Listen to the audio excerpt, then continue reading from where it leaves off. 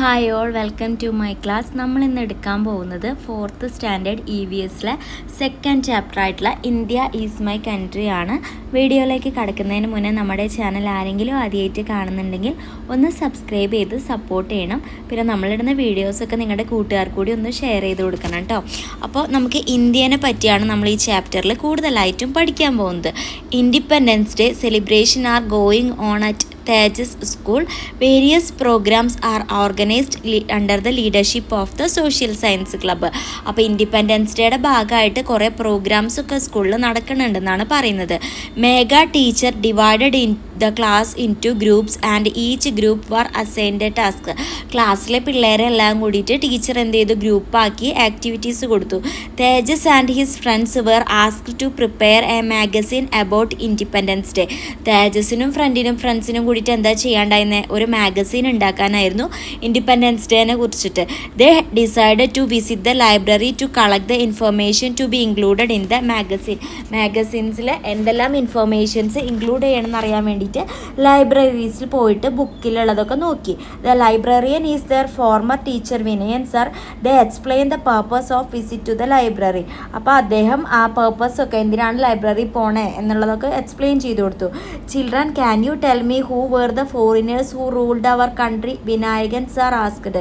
ആരൊക്കെയാണ് നമ്മുടെ ഫോറിനേഴ്സായിട്ട് നമ്മളെ ഭരിച്ചിരുന്നത് എന്ന്, നമ്മുടെ കൺട്രി ഭരിച്ചിരുന്നതെന്ന് നിങ്ങൾക്ക് അറിയുമെന്ന്. The British. Bhavya said excitedly. Bhavya പറഞ്ഞു ബ്രിട്ടീഷുകാരാണെന്ന്. Exactly Bhavya, do you know how they become our rulers? ബ്രിട്ടീഷുകാർ എങ്ങനെയാണ് നമ്മളെ ഭരിക്കാനുണ്ടായ സാഹചര്യം എന്ന് അറിയുമെന്ന്. Sir asked again. Children looked at each other as if they didn't know. Sir gave them a picture storybook from the library to read. അപ്പോൾ അവിടുന്ന് ഒരു സ്റ്റോറി ബുക്ക്, പിള്ളേർക്ക് അത് അറിയുന്നില്ല അതിൻ്റെ ആൻസർ. അപ്പോൾ എന്ത് ചെയ്തു, ഒരു സ്റ്റോറി ബുക്ക് അവർക്ക് എടുത്തു കൊടുക്കുകയാണ് വായിക്കാൻ വേണ്ടിയിട്ട്. അവരത് വായിക്കാൻ തുടങ്ങി. അപ്പോൾ അതിൽ എന്താ പറയണേന്ന് നോക്കാം. Foreigners first came to India by ship to buy spices like cardamom and black pepper and textile like silk, cotton.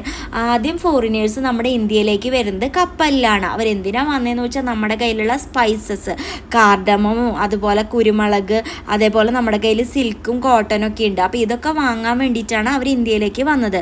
Gradually they obtained special privileges from the king and established factories here.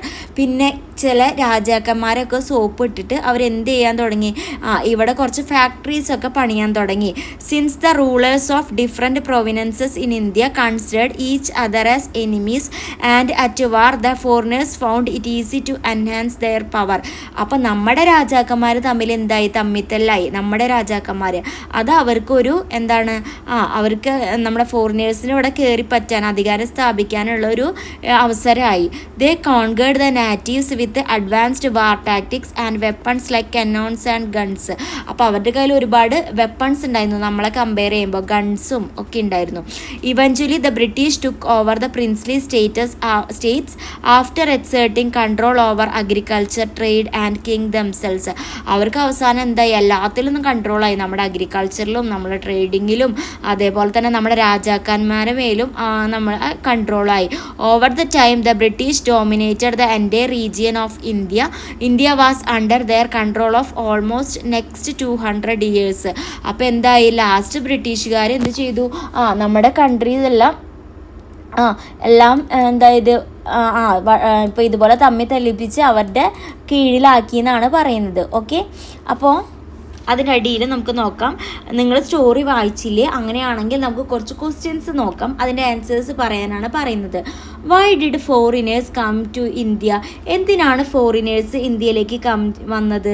അതിൻ്റെ answer first തന്നെ ഉണ്ട്. The foreigners comes to India to buy spices like cardamom and black pepper and textiles like silk and cotton. ഇതെല്ലാം വാങ്ങാൻ വേണ്ടിയിട്ടാണ് നമ്മുടെ foreigners ഇന്ത്യയിലേക്ക് വന്നത്. How the foreigners could easily established power in India. എങ്ങനെയാണ് ഇന്ത്യയിൽ പവർ ഉണ്ടാക്കിയത്? and they obtained special privileges from the king and established factories here. Since the rulers of different provinces in India considered each other as enemies and at war, the foreigners found it easy way to enhance their power. ഇതാണ് അതിൻ്റെ answer വരുന്നത്. അതായത് രാജാക്കന്മാരെ തമ്മിൽ അടുപ്പിക്കുകയും ചെയ്തു. ആദ്യം വന്നിട്ട് ഇവിടെ ചെറിയ ചെറിയ ഫാക്ടറീസ് ഉണ്ടാക്കി, പിന്നെ അവരെ മസ്ക് ഇട്ടിട്ട് എന്ത് ചെയ്തു, അവരെന്ത് ചെയ്യാൻ തുടങ്ങി, ഇവിടെ അധികാരം സ്ഥാപിക്കാൻ തുടങ്ങി. ഓക്കെ, നെക്സ്റ്റ് പറയുന്നത് why were British unable to hold their own struggles with the British? എന്തുകൊണ്ടായിരിക്കും അവർക്ക് ഇപ്പോൾ ബ്രിട്ടീഷുകാരായിട്ട് നമുക്ക് എന്ത് ചെയ്യാൻ പറ്റിയില്ല, ഓപ്പോസിറ്റ് ചെയ്ത് നിൽക്കാൻ പറ്റിയില്ല, അവരുടെ സ്ട്രഗിളിലൊന്നും അധികം വിജയിക്കാൻ പറ്റിയില്ല. എന്താ നമുക്ക് പറയാം, it was not one unified country. India, നമ്മുടെ ഇന്ത്യ എന്ന് പറയുന്നത് വൺ അൺഫീൽഡ് കൺട്രി അല്ല. It was a collection of many kingdoms and primarily states there often with each. അതായത് ഇന്ത്യ എന്ന് പറയുന്നത് ഒറ്റയ്ക്കുള്ള ഒരു കൺട്രി ആയിരുന്നില്ല. അതെന്തായിരുന്നു, ഒരുപാട് കൺട്രീസ്, ഒരുപാട് സ്റ്റേറ്റ്സ്, ഒരുപാട് രാജാക്കന്മാർ കൂടിയതായിരുന്നു. അപ്പോൾ ഇവർ തമ്മിലുള്ള തമ്മിലടിയും അതുപോലെ തന്നെ ഇവരുടെ കയ്യിലുണ്ടാവാത്ത എന്താ പറയുക, നമ്മളെ ഗൺസ് കാര്യങ്ങളൊന്നും ഇല്ല. അപ്പോൾ അതുകൊണ്ട് ഇവർക്ക് അധികം നാൾ തല്ലുകൂടി നിൽക്കാൻ പറ്റിയിരുന്നില്ല. ഓക്കെ, അടുത്തത് സ്ട്രഗിൾ അഗെയിൻസ്റ്റ് ദ ബ്രിട്ടീഷ് ആണ്. The people of our country suffered a lot under the British rule didn't they sir Neena asked. അപ്പം നമ്മുടെ രാജ്യത്തുള്ളവർ ബ്രിട്ടീഷുകാരെ കൊണ്ട് കുറേ ഉപദ്രവങ്ങൾ സഹിച്ചിരുന്നു അല്ലേ. That's right, the people who suffering started protests against the British in various places. They protested by breaking the laws, declaring non cooperation and organising marches. വിനയൻസ റിപ്ലൈഡ്. പിന്നെ അവരെന്ത് ചെയ്യാൻ തുടങ്ങി, നമ്മളും തിരിച്ച് സമരം ചെയ്യാൻ തുടങ്ങി. Such protesters are known as freedom struggle. അതിനെയാണ് നമ്മുടെ ഫ്രീഡം സ്ട്രഗിൾ, നമ്മൾ സ്വാതന്ത്ര്യത്തിന് വേണ്ടിയുള്ള സമരം അല്ലേ. ആറിൻ്റെ Naveen's doubt came within no time.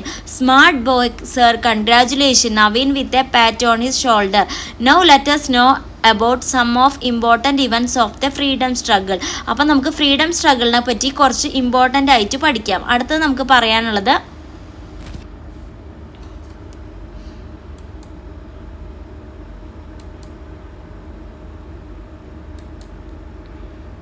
Salt സത്യാഗ്രഹയെ പറ്റിയാണ്. സോൾട്ട് സത്യാഗ്രഹയിൽ നമുക്ക് പറയാനുള്ളത് എന്താണ്, 1930 സോൾട്ട് ഉപ്പ് സത്യാഗ്രഹം എന്ന് പറയും അല്ലേ. At the time many Indians were engaged in the work of producing salt by draining sea water. കുറേ ഇന്ത്യക്കാർ നമ്മളെ ഉപ്പ് ഉണ്ടാക്കിയിരുന്നു. എങ്ങനെയാണ്, സീ വാട്ടറിൽ നിന്ന്. The cruel British rulers declared that India must pay a tax for extracting salt. നമ്മുടെ ഇന്ത്യയിൽ വന്നിട്ട് നമ്മുടെ ബ്രിട്ടീഷുകാർ പറയുകയാണ് ഇതുപോലെ സാൾട്ട് ഉണ്ടാക്കണതിന് ടാക്സ് കെട്ടണമെന്ന്. അങ്ങോട്ട് പൈസ, ബ്രിട്ടീഷുകാർക്ക് അങ്ങോട്ട് പൈസ കൊടുക്കണമെന്ന്. Those who made salt without paying the tax were imprisoned. അപ്പോൾ ടാക്സ് കെട്ടാണ്ട് ആരാണോ ഉപ്പ് ഉണ്ടാക്കുന്നത് അവരെ നമ്മൾ ജയിലിൽ അടയ്ക്കുമെന്നാണ് അവർ പറഞ്ഞിട്ടുണ്ടായിരുന്നത്. Gandhiji organise the people against this. They marched in the procession to Dandi beach, a place far away from Gandhiji Sabarmati ആശ്രമം. ഗാന്ധിജിയുടെ സബർമതി ആശ്രമത്തിൻ്റെ അടുത്തുള്ള ദന്തി ബീച്ചിൽ വെച്ചിട്ട് ഗാന്ധിജി എന്ത് ചെയ്യാൻ തുടങ്ങി, ഇതിന് അഗെയിൻസ്റ്റ് ആയിട്ട് സമരം തുടങ്ങാൻ തുടങ്ങി. Taking a handful of salt from the sea, Gandhiji said even if these hands holding salt are crushed they will not give up the salt. എന്താ ചെയ്യുന്നത്, അവരൊരു സാൾട്ട് കയ്യിൽ പിടിച്ചിട്ട് പറയാൻ തുടങ്ങി. Find out more information about salt Satyagraha. Salt സത്യാഗ്രഹനെ കുറിച്ചിട്ട് നിങ്ങളോട് കൂടുതൽ എന്താ പറയുക എക്സാമ്പിൾസ് പറയാനാണ് പറഞ്ഞിട്ടുള്ളത്. ഫസ്റ്റ് ക്വസ്റ്റ്യൻ ചോദിച്ചിട്ടുള്ളത് date and place of salt Satyagraha. അപ്പോൾ അത് നോട്ട് ചെയ്തോളൂ. The salt Satyagraha began on 12 March 1930 at Sabarmati ആശ്രമം, അഹമ്മദാബാദ്, ഗുജറാത്ത്. ഇവിടെയാണ് അത് സ്റ്റാർട്ട് ചെയ്തത്. Date March 12, 1930 and ended on 6 April 1930 at Dandi. അവസാനിച്ചത് 6 April 1930 ദന്തിയിൽ വെച്ചിട്ടാണ്. അപ്പോൾ സ്റ്റാർട്ട് ചെയ്തതും എൻഡ് ചെയ്തതും പറഞ്ഞിട്ടുണ്ട്. അടുത്തത് നമുക്ക് പറയാനുള്ളത് Gandhiji's leadership about salt Satyagraha. Salt Satyagraha ഇന്ത്യയിൽ ഗാന്ധിജി വഹിച്ച പങ്ക്, അദ്ദേഹത്തിൻ്റെ ലീഡർഷിപ്പ് എങ്ങനെയായിരുന്നു എന്നൊരു ക്വസ്റ്റ്യൻ ചോദിച്ചിട്ടുണ്ട്. സോ അതിൻ്റെ ആൻസർ ഞാൻ പറഞ്ഞുതരാം, നിങ്ങൾ നോട്ട് ചെയ്യുക കേട്ടോ. Mahatma Gandhi lead the salt Satyagraha as A part of civil disobedience movement in 1930. He chose salt as a symbol of protest because it was a basic necessity for all people, rich or poor, and the British tax on salt affected everyone. On 12th March 1930, Gandhiji started the Dandi March from Sabarmati Ashramam. His leadership inspired thousands of people to join the movement peacefully.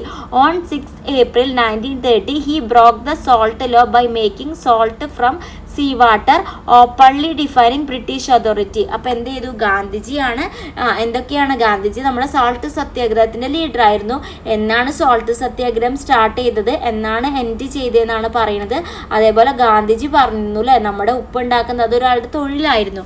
അപ്പോൾ അവരെ support ചെയ്യാൻ വേണ്ടി ഗാന്ധിജി എന്ത് ചെയ്തു? ഇങ്ങനെ ഒരു strike നടത്തി. Third question നമ്മളോട് ചോദിച്ചിട്ടുള്ളത് ദണ്ഡി മാർച്ചിനെ പറ്റി പറയാനാണ് കേട്ടോ. എന്താണ് ദണ്ഡി മാർച്ച്? അപ്പോൾ അതിൻ്റെ ആൻസർ ഞാൻ പറയാം, നിങ്ങൾ നോട്ട് ചെയ്തോളൂ. Dandi March was led by Mahatma Gandhi as part of salt satyagraha in 1930. It began on 12th March 1930 from Sabarmati ആശ്രമം and ended on 6th April 1930 at Dandi in Gujarat. അതായത് ഗാന്ധിജിയാണ് ഇത് സ്റ്റാർട്ട് ചെയ്ത് വെക്കുന്നത്. സാൾട്ട് സത്യാഗ്രഹത്തിൻ്റെ ഒരു പാർട്ടാണ്. സ്റ്റാർട്ട് ചെയ്ത ഡേറ്റും എൻഡ് ചെയ്ത ഡേറ്റുമാണ് ഞാൻ പറഞ്ഞിട്ടുള്ളത്. അപ്പോൾ അത് വെച്ചിട്ട് നമുക്ക് ഈ ആൻസർ ഫില്ല് ചെയ്യാം കേട്ടോ. അടുത്തത് ക്വിറ്റ് ഇന്ത്യ മൂവ്മെൻ്റ് ആണ്. 1942 ക്വിറ്റ് ഇന്ത്യ മൂവ്മെൻറ്റ് ഉണ്ടായിട്ടുള്ളത്. Vinayakan sir then introduce the diary of freedom fighter to the children. ഒരു ഡയറി വിനായകൻ സാർ ഇൻട്രൊഡ്യൂസ് ചെയ്യണം. നമുക്ക് ആ ഡയറി ഒന്ന് വായിച്ചു നോക്കിയാലോ. 1942 August 18. Today was the day I got immense enthusiasm and energy in the freedom struggle.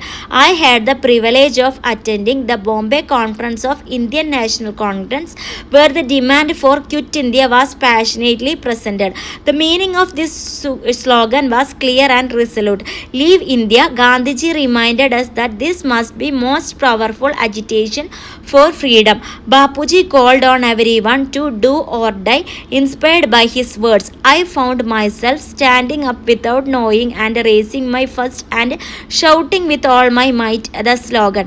അപ്പോൾ quit India, quit India എന്താണ് ഉദ്ദേശിക്കുന്നത്? ഒന്നുമില്ല, നമ്മുടെ ഇന്ത്യ വിടൂ എന്ന് പറഞ്ഞിട്ട് നമ്മൾ പറഞ്ഞിട്ടുള്ള ഒരു കാര്യമാണ് ക്വിറ്റ് ഇന്ത്യ എന്ന് പറയുന്നത്.